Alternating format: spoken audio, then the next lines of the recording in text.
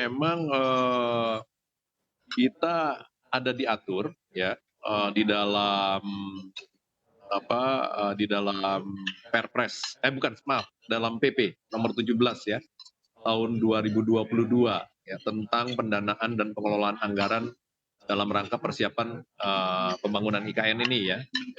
Jadi, ada yang berkaitan dengan insentif terkait fasilitas perpajakan ya. Misalnya yang saya pahami adalah pengurangan PPh bagi wajib pajak yang melakukan, penanaman modal pada industri pionir.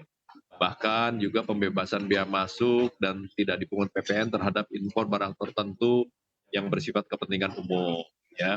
Kemudian juga ada beberapa insentif terhadap pajak khusus, itu yang saya pahami ya. Kemudian dalam bidang pengadaan juga penyederhanaan proses pengadaan barang dan jasa, proses penyederhanaan proses public private incentive public private partnership, Mbak, ya.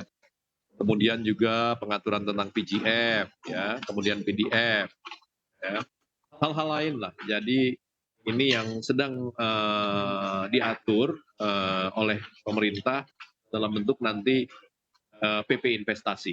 Itu untuk betul-betul menyiapkan hal tersebut. Baik. Mungkin selain insentif ada promosi lain yang juga sudah disiapkan pemerintah untuk para investor domestik? Ya, kita tadi yang saya sampaikan, promosi-promosi itu langsung kan oleh presiden kemarin, Mbak, seperti yang saya sampaikan. Langsung loh, presiden yang menyampaikan secara detail ya. Kalau udah presiden siapa lagi ayo, Mbak. Baik. Jadi saya kira, hal ini dilakukan dengan serius oleh pemerintah. Ya.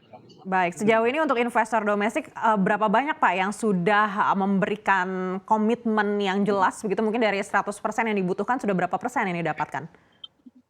Saya belum bisa menyebut angka persentasenya ya, Mbak, ya, karena memang pada saat ini kan kita berfokus pada kawasan inti pusat pemerintahan. Tapi domestik itu yang saya ini lihat mereka tertarik untuk pengembangan tadi properti, kemudian juga, fasilitas rumah sakit ya, itu ternyata, kemudian juga fasilitas pelayanan kota ya, pendukung seperti, office dan juga pertokoan, itu yang saya pahami. Sudah ada yang menyampaikan minatnya secara serius. Itu diproses nanti oleh otorita IKN. Baik, Pak Danis, kalau dibandingkan dari investasi asing dan investasi domestik ini berapa persen masing-masing yang mungkin, terlihat lebih signifikan begitu untuk komitmen yang sudah dilakukan hingga 2024 nanti? Pada saat ini lebih lebih banyak dari luar ya, Mbak, sementara dari luar dan memang itu yang kita harapkan, eee, dari luar yang lebih banyak untuk investasi di IKN ya, agar betul-betul kita menjadi FDI ya, Foreign Direct Investment ini masuk untuk memperkuat, bahkan mempercepat, menambah pendanaan untuk pembangunan IKN ini. Baik, kalau memang investasi ini bukan menjadi kendala, lalu kendala apa yang saat ini tengah dihadapi untuk pembangunan IKN menuju target 2024? Kan kalau sekarang kita sedang mulai kerja ya, Mbak, ya. Ya, tadi seperti yang digambarkan, kita mulai land development, kita mulai menyiapkan badan jalan, kita mulai menyiapkan hunian pekerja. Ya memang bahwa medannya cukup berat ya, bergelombang, lokasinya juga cukup jauh dari Balikpapan ya.